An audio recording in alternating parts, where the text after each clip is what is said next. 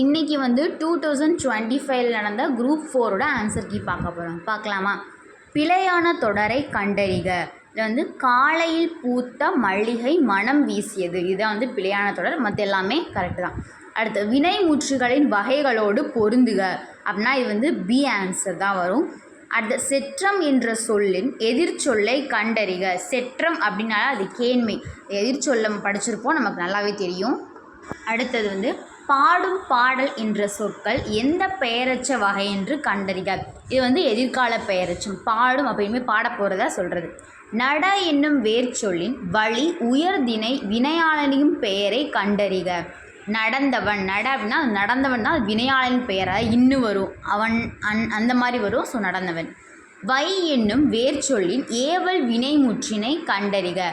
வை அப்படின்னா அது வைத்தாள் அப்படின்னு தான் வரும். வைத்தாள்ங்கிறது ஏவல் வினைமுற்று. அடுத்து கூற்று. ஒன்றை சுட்டி காட்ட வரும் எழுத்துகளுக்கு சுட்டெழுத்துகள் என்று பெயர். காரணம். ஏ, யா, ஆ, ஓ, ஏ என்பன சுட்டெழுத்துகளாக வந்து பிறவற்றை சுட்டுகிறது. இதில் வந்து கூற்று சரிதான், காரணம் தவறு, ஏன்னா சுட்டெழுத்துகள் இது கிடையாது. அடுத்தது 8 கூற்று. அப்பக்கம் இப்பக்கம் உப்பக்கம் என்பன சுட்டு சொற்களாகும். காரணம். இடப்பொருளை சுட்டுவதற்காக ஆ, இ, உ வந்துள்ளது. இதில் வந்து கூற்றும் சரிதான், காரணமும் சரிதான். ஆ, இ, உ வந்து இதில் வரும். அடுத்து 9வது கொஸ்டின். பொருந்தாத இணையை கண்டறிக. இதில் வந்து எது பொருந்தாத இணை அப்படின்னு சொல்லி கேட்டுருக்காங்க. இதில் ஐயும் ஆவும் வந்து பொருந்தாது. மற்றபடி ஏ, தானா, ரானா இது எல்லாமே பொருந்தும். ஸோ ஆப்ஷன் சி தான் வந்து கரெக்டான ஆன்சர். அடுத்து வந்து 10 குறில் நெடில் சொற்களுக்கு சரியான பொருளை கண்டறிக. ஒன்று வந்து கணம், இன்னொன்று வந்து காணம். இதுக்கான கரெக்ட் ஆன்சர் வந்து ஏ. கணம் அப்படின்னா கூட்டம், காணம் அப்படின்னா பொன். அது ரெண்டுமே சரியானது. ஆனால் அடுத்த பி, சி, டி இது மூணுமே, இந்த காடு, தோட்டம், கூட்டம், காடு, பொன், கூட்டம் இது மூணுமே வந்து தப்பு. அடுத்து 11 கூற்று. தந்த பலகை என்பதன் பொருள் கொடுத்த பலகை என்பதாகும்.